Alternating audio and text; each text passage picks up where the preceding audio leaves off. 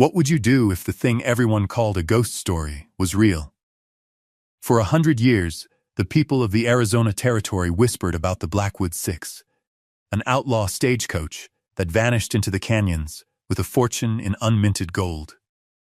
They said it plunged into the earth, a mule-drawn phantom taking its secrets with it. But the truth waiting inside wasn't gone. It was just sleeping, waiting for the right kind of storm and the right kind of woman. Stay close as we tell her story. Pearl Harker arrived in the town of Redemption with the dust of 3 states on her worn hymn and the quiet emptiness of a new widow in her eyes. Her husband, Tom, had left her with a heart full of good memories and a pocket full of nothing. The claim he'd worked himself into the grave for had been swallowed by a company with more lawyers than she had dollars, and so she was set adrift. She came to Redemption not for its name, but for its location, a hardscrabble dot on the map at the edge of a vast, uncharitable wilderness, a place where a person could disappear and be left alone. She had her husband's old leatherworking tools in a canvas roll, a stubborn mule named Dust, and a silence that clung to her like a second skin. The town itself was little more than a single street of false-fronted buildings baking under an indifferent sun. The livery, the saloon, the general store, and a church whose steeple seemed to be pointing an accusing finger at the sky. She found work at the livery, mending tack for a man named Henderson, who paid her less than he paid the boy who swept the floors, but offered a small, windowless room at the back. It was enough. Pearl didn't ask for comfort. She only asked for a place to put her hands to work, to feel the familiar bite of the awl in her palm, the pull of waxed thread through tough leather. The repetitive motion was a balm, a way to mark time without having to think about all the time she had lost. She worked from sunup to sundown, her world shrinking to the smell of horsehide and oil, the rhythmic scrape and pull of her tools. The townspeople watched her. They saw the slight, wiry woman with sun-browned hands and a face that held its sorrow close. They saw the way she never looked a man in the eye for too long, the way she moved with a weary purpose that spoke of a life already lived. They whispered, "A widow. Lost her claim. Got nothing left." She was a curiosity, then a fixture, as unremarkable as a fence post. Pearl felt their eyes on her, felt their pity and their judgment, and she met it all with the same quiet stoicism she gave to the rising sun and the setting moon. She spoke little, and when she did, her voice was low and raspy, as if unused to the air. Her only conversations were with Dust, the mule, whose soft, whiskered nose would nudge her shoulder in the evenings as she gave him his measure of oats. He, at least, asked nothing of her but consistency. In the quiet of her small room, with the scent of leather filling the air, she would listen to the wind as it poured out of the yawning mouth of Diablo Canyon just beyond the town. It was a lonely sound, a high, mournful song that seemed to carry the weight of forgotten stories. A storm broke over the territory in the 2nd month of her stay, a violent biblical deluge that turned the dusty street of Redemption into a river of mud. It was a gully washer, the old-timers called it, the kind of rain that didn't just fall, but clawed at the earth, rearranging the landscape as it saw fit. For 2 days, the world was a gray sheet of water and the constant roar of thunder that seemed to shake the very foundations of the buildings. Pearl sat in her small room, listening, feeling the immense, impersonal power of the weather. It was a force that cared nothing for claims or deeds, for widows or wealthy men. It simply was. When the rain finally stopped on the 3rd morning, the world was scrubbed clean, reborn. The air was sharp and cool, and the light had a crystalline quality, making everything seem new and strange. Henderson sent her out to check the fence line along the canyon road, worried that the flash floods had taken out a section. She saddled Dust and rode out, the mule's hooves sinking into the soft, damp earth. The canyon was transformed. Waterfalls cascaded from its rim, and the creek at its bottom, usually a trickle, was a churning brown torrent. She was tracing the fence, her eyes on the ground, when some instinct made her stop. A feeling, a shift in the air. She looked up. High on the opposite wall of the canyon, a massive slab of sandstone had sheared off, exposing a fresh, pale scar on the rock face. And there, revealed on a newly created ledge, was a shape. It was dark, splintered, and impossibly out of place. It was wedged between two pinnacles of rock, canted at a strange angle. A broken skeleton hung against the sky. Her breath caught in her throat. Even from this distance, she knew what it was. The long, rectangular body. The high driver's box. The ghost of a wheel hub. It was a stagecoach. It was the Blackwood Six. The legend she'd heard whispered in the saloon, the campfire story told to frighten newcomers, was real. It was there. A coffin in the sky, its 100-year vigil finally broken by the storm. She stood for a long time, just staring, her heart hammering against her ribs, the wind carrying the faint, creaking sound of its rotted timbers all the way across the chasm. Was it just a wreck, a hollow shell picked clean by time and birds? Or did a century-old secret still wait inside that wooden skeleton, a fortune in outlaw gold? What would you risk to find out? Let us know in the comments what you think she'll find, and be sure to subscribe for the rest of this incredible story. Because when Pearl Harker decided to climb, she wasn't just chasing gold, she was chasing justice. Pearl kept the sight of the stagecoach locked away inside her, a secret that burned like a hot coal. She knew she couldn't reach it alone. She needed ropes, gear, and more importantly, a man who knew how to use them. A man who wouldn't laugh her out of the room or try to cheat her. She began to listen more than she spoke, catching snippets of conversation at the livery and the general store. She watched the men of the town, trying to gauge their character. Most were loud and boastful, their confidence built on drink and bluster. She saw the avarice in their eyes when they spoke of money, and knew she could trust none of them. Her quiet inquiries were met with suspicion. When she asked Henderson who the best climber in town was, he just squinted at her. "Best you stay out of that canyon, Pearl. It's got a long memory." Finally, desperate, she let a piece of her secret slip. She mentioned to the livery boy that she'd seen something queer up on the canyon wall after the storm. The boy, eager for a story, embellished it until, by noon, the entire saloon was buzzing with the news that the widow Harker had seen the ghost of the Blackwood stage. That afternoon, Jedediah Thorne held court from his usual chair in the saloon. Thorne was a big man, florid and loud, whose family had founded the town and owned half of everything in it. His wealth gave his opinions the weight of fact. When Pearl entered the general store, his voice boomed from across the street, carrying easily through the open doors. "The widow's seeing ghosts," he bellowed, followed by a chorus of sycophantic laughter. "That old wives' tale? My granddaddy heard that same story." He caught her eye from across the dusty street and winked, a gesture not of friendliness, but of dismissal. "Some things are best left buried, girl. You'll find there's nothing in that canyon for you but a long fall." The laughter followed her as she gathered her meager supplies, her face burning with shame. His words were a public branding, marking her as a fool. She left the store, her eyes downcast, her resolve crumbling. As she passed the shaded bench outside the assayer's office, a hand, dry and papery as an old leaf, reached out and gently took her arm. She looked up into the roomy, startlingly clear eyes of a man everyone called Old Man Hemlock. He was a prospector who had been in the hills so long he seemed more a part of the landscape than a man. He smelled of dust and pine and something ancient. He didn't smile. He leaned in, his voice a dry rustle. "Don't you mind them," he whispered, his gaze fixed on the canyon's distant rim. "They're afraid of the truth." He paused, his grip tightening for a moment. "The dead keep better ledgers than the living."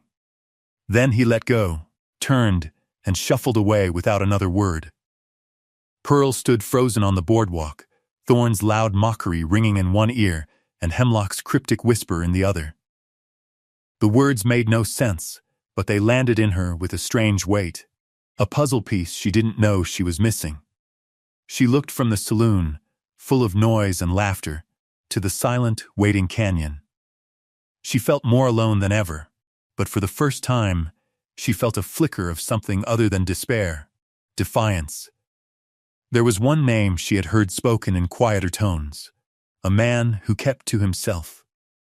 Silas Valle, a former lawman, they said, who had traded his badge for a small ranch north of town after some trouble down south. He was known for his silence and his skill with horses, and for the fact that he came to town only when he had to. He was her last hope. Pearl found him shoeing a big roan in front of the blacksmith's forge, his back to the street. He was lean and weathered, moving with an economy of motion that spoke of deep competence. She waited until he was finished, her hands clasped in front of her. When he finally turned, his face was calm, his eyes a startling gray that seemed to take in everything at once. She told her story simply, without embellishment, her voice low but steady. She told him what she had seen and what she wanted to do. He listened without interruption, his gaze never leaving her face. He didn't laugh. He didn't dismiss her. He looked at her calloused hands, the set of her jaw, and the unwavering honesty in her eyes. When she was finished, a long silence stretched between them, filled only by the hiss of the forge and the distant cry of a hawk. He wiped his hands on a rag, his movements deliberate. "Jedediah Thorne tell you to leave it be?" he asked, his voice a low baritone. Pearl just nodded. A flicker of something unreadable passed through Silas's eyes. He looked up at the canyon rim, then back at her. "A man who tells you to leave a thing buried is usually the one who put it there," he said softly. He studied her for another long moment. "I'll help you," he said finally. "Not for a share, for a day's wage. I'll give you 2 days of my time. If we find anything, it's yours. But you follow my lead, no arguments." Pearl felt a wave of relief so profound it almost buckled her knees. "Thank you," she managed to say. "When can we start?" Silas looked toward the rising sun. "Dawn," he said. "Be ready." They set out the next morning, Pearl on her mule, Dust, Silas on his sturdy bay. They carried coils of rope, hammers, iron pitons, and a heavy canvas tarp. The air was cool and clear as they rode toward the canyon, the silence between them comfortable, born of a shared purpose. The journey to the base of the cliff was harder than Pearl had imagined. There was no trail, and they had to dismount and lead the animals through a maze of rockfalls and thorny scrub. As they drew closer, the scale of the canyon wall became overwhelming. It was a sheer face of red and ochre rock, rising hundreds of feet into the piercing blue sky. And there, impossibly high, was the stagecoach. It clung to the cliff like a wasp's nest, looking fragile and menacing all at once. It seemed an insane task. They made their camp for the night in a small, sheltered cove at the base of the wall. Silas built a small, smokeless fire, and they ate in silence, the immense presence of the cliff looming over them. As darkness fell, the stagecoach above them seemed to merge with the stars, a dark constellation telling a forgotten story. The wind whistled through its broken frame, a sound like a long-held breath, and Pearl felt a strange, unnerving sense of homecoming. She was exactly where she was supposed to be. The climb began at first light. Silas went first, moving with a slow, deliberate grace that belied the difficulty of the ascent. He tested every handhold, every foothold, his movements economical and sure. He drove pitons into the rock face, securing the rope as he went. 3 points of contact at all times, he instructed Pearl, his voice calm and low. "Don't look down. Look at the rock in front of you. Trust the rope." Pearl, wiry and light, followed in his path. Her fear was a cold knot in her stomach, but she pushed it down, focusing on the rough texture of the sandstone beneath her fingers, the solid feel of the rope in her hand. Her life depended on this man, this practical stranger, and on the strength of her own nerve. It took them 2 hours to cover the 150 feet to the ledge, their lungs burning, their muscles screaming. When they finally hauled themselves onto the narrow shelf of rock, they stood for a moment, catching their breath, not looking at each other. The stagecoach was a ruin. Up close, it was even more ravaged by time than it had appeared from below. The wood was bleached gray and splintered, riddled with holes from woodpeckers and insects. The axles were broken, the wheels gone, likely tumbled to the canyon floor a century ago. The leather of the driver's seat was cracked and peeling away, revealing the horsehair stuffing beneath. The name on the door was just a ghost of paint, but Pearl could trace the letters with her finger, Blackwood Express. A wave of disappointment washed over her. It was just a wreck. A hollow shell. Anything of value would have been taken by the outlaws, or by the first person to find it after the crash. Silas moved carefully around the coach, testing the floorboards, examining the frame. "It's wedged in here tight," he murmured, more to himself than to her. The impact must have driven it into the rock. Pearl ran her hands over the splintered wood, her senses taking in the dry, dusty smell of its decay. This was the source of the legend, the object of Jedediah Thorne's mockery and Old Man Hemlock's cryptic words. It felt inert, empty. She moved to the driver's box, her mind replaying Thorne's dismissive laughter. She ran her hand along the edge of the seat, where the rotted upholstery had pulled away from the frame. Her fingers, sensitive and trained by 1,000 hours of feeling for imperfections in leather, brushed against something that didn't belong. It was smooth and cold under a flap of decaying fabric. She pulled the material away. It was a small, flat plate of dark metal, no bigger than her palm, fastened to the heavy wooden frame with 4 flush-headed screws. It looked like a repair, perhaps, but it was too neat, too deliberate. And it was hidden. Why hide a repair?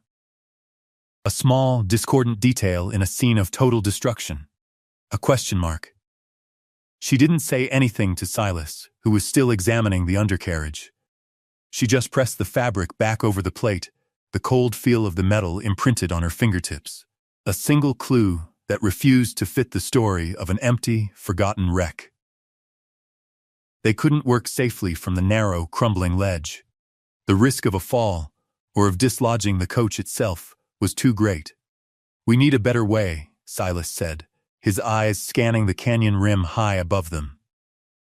"A platform. We work from above." The decision meant a delay of days, a commitment of labor that went far beyond the 2 days Silas had promised. When Pearl looked at him, a question in her eyes, he simply nodded. "The job's not done," was all he said. And so began a week of grueling, back-breaking work. They hauled their gear out of the canyon and spent a day scouting the rim until they found a spot directly above the wreck, a place where a set of gnarled junipers offered a solid anchor. Then the real labor began. They constructed a small, sturdy wooden platform, just big enough for one person to stand on, and rigged a system of ropes and pulleys to create a bosun's chair, a way to lower themselves down the cliff face. It was hard, repetitive work, and it forged a silent bond between them. Pearl had never worked so physically hard in her life, but she refused to be a burden.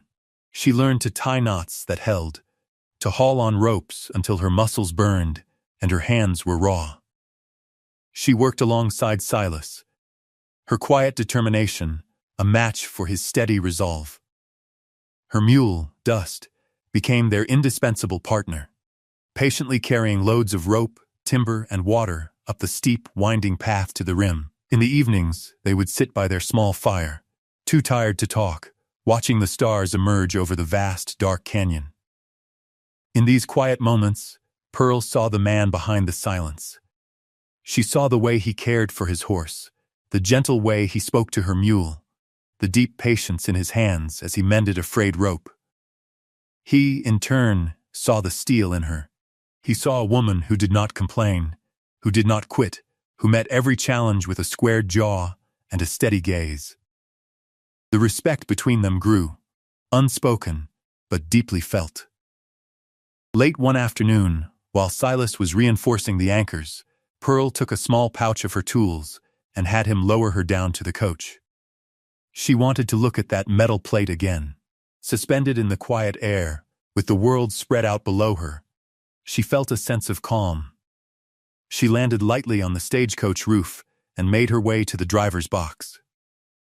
The hidden plate was just as she'd left it.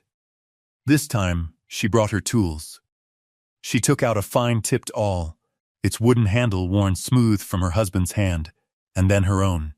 Carefully, she worked the tip into the almost invisible seam between the plate and the wood. She pried gently. It didn't move. It wasn't a patch. It was a cover. She worked her way around the edge, applying steady pressure. With a faint scraping sound, the plate loosened. She lifted it away. Beneath it was not the expected grain of old wood. It was a circle of brass, dulled with a century of tarnish. And in the center of the brass was a small, intricate keyhole, a lock.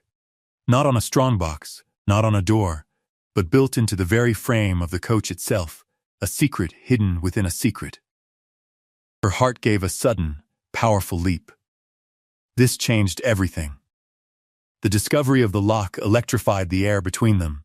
It was proof of deliberate concealment, of a secret far more complex than a simple strongbox robbery. Silas, his face grim with concentration, examined the lock. "It's a warded lock," he said, his voice low. "Good quality for its time, not something a common outlaw would carry." They made a plan. The next day, Silas was lowered onto the wreck. He brought with him a small set of files and picks he had inherited from his father, a locksmith. Pearl remained on the rim, working the ropes, her entire being focused on the man dangling from them. Hours passed. The sun beat down on the canyon rim. From below, she could hear the faint, rhythmic scrape of metal on metal. It was a sound of painstaking effort, of a battle being fought in miniature. Suddenly, the scraping stopped. A long silence followed, so profound that Pearl could hear the blood pounding in her ears. Then, a voice floated up, faint but clear. "Pearl," there was a click. She let out a breath she hadn't realized she was holding, and began to work the pulley, lowering herself down to join him. When she landed on the ledge, Silas was kneeling before the driver's box.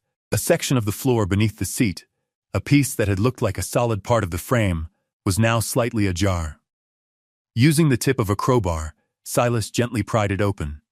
It lifted on hidden hinges, revealing a dark, lead-lined compartment. It wasn't a treasure chest. It was a vault, built into the bones of the coach. Inside, nestled in the darkness, were 6 canvas sacks, dark with age and heavy with promise. But that was not what seized Pearl's attention. Resting on top of the sacks, wrapped in a sheath of oilskin, was a leather-bound book. A ledger. With trembling hands, Pearl reached into the compartment and lifted out the book. The oilskin was still supple, its duty done. She unwrapped it. The leather cover was cold, the name of a San Francisco stationer embossed in faded gold leaf on its cover. Silas held a lantern close as she opened it, the pages whispering as they turned. The ink was brown with age, but the script was clear. The first page was a list of 6 names, the members of the Blackwood Gang. The second page was a detailed inventory, 212 pounds, 8 ounces, unminted gold dust and nuggets from the Mariposa claim, a fortune. Then she turned to the third page. The handwriting was different. It was finer, more elegant, the script of an educated man. The entry was dated 1 week after the robbery. It was a bill of sale. Sold, it began, to Mr. Alistair Thorne, the entire contents of this coach's vault for the sum of $500 coin, a map of the San Carlos Passage, and a promise of silence. Alistair Thorne, Jedediah's grandfather, the founding father of redemption. The ledger was not just a record of gold, it was a receipt for a town's original sin. The dead keep better ledgers than the living.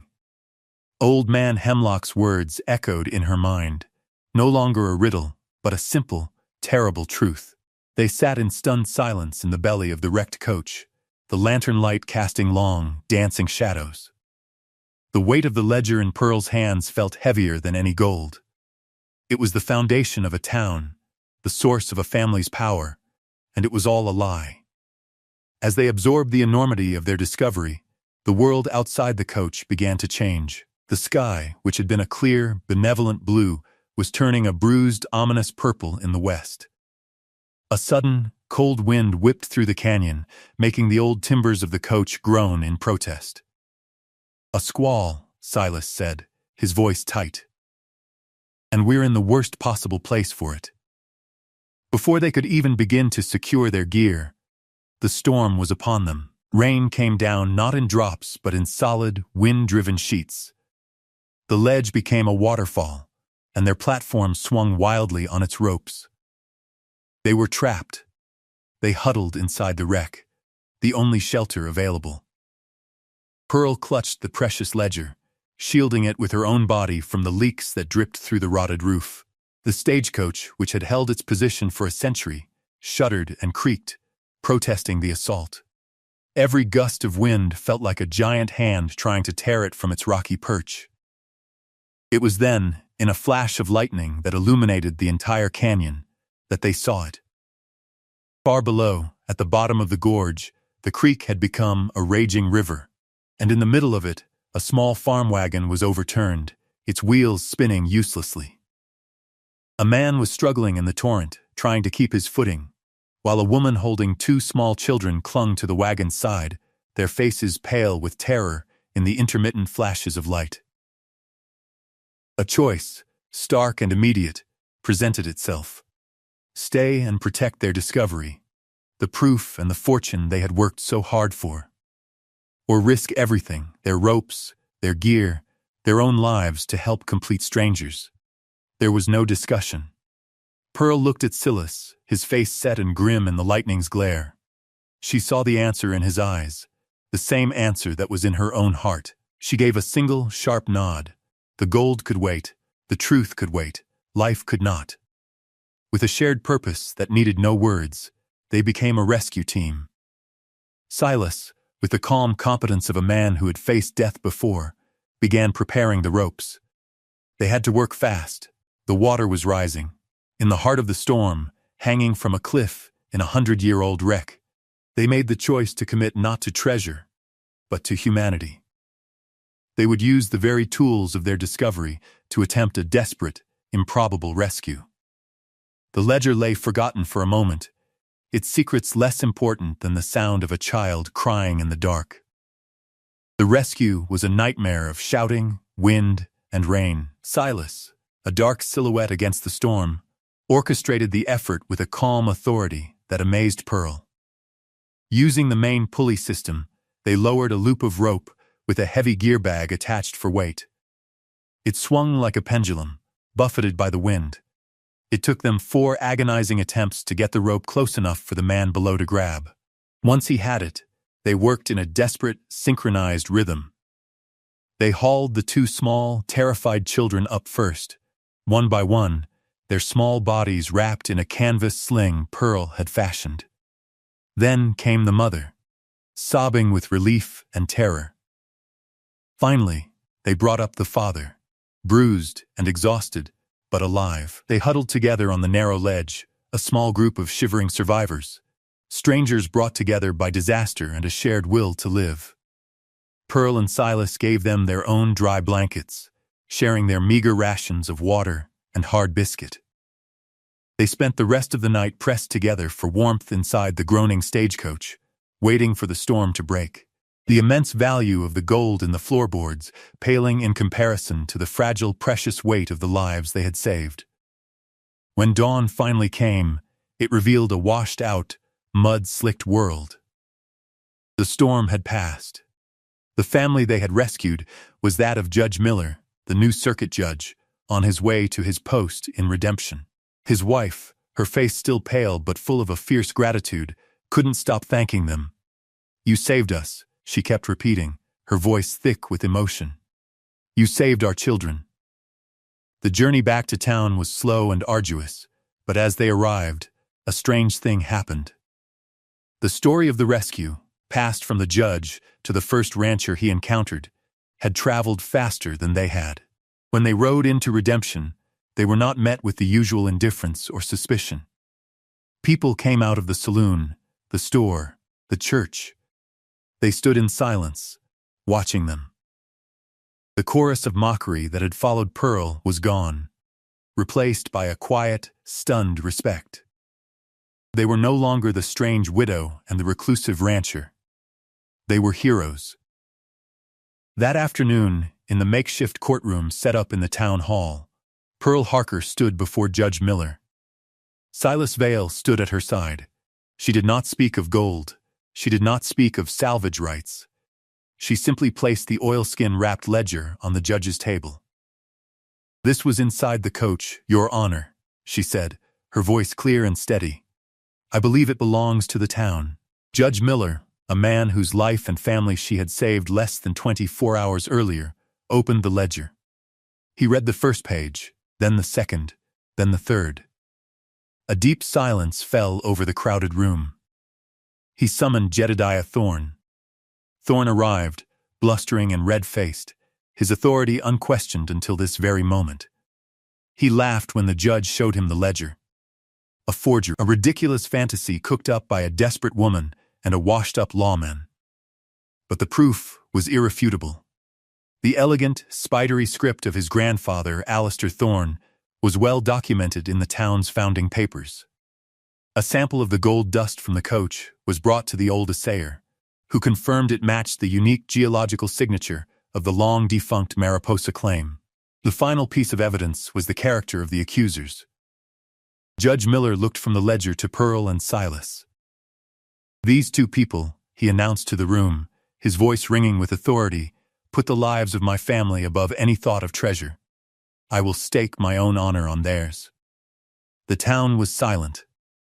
Then the whispers started, a ripple of understanding that spread from person to person. The foundation of their world had shifted. Jedediah Thorne was not jailed. The crime was a century old. But he was broken.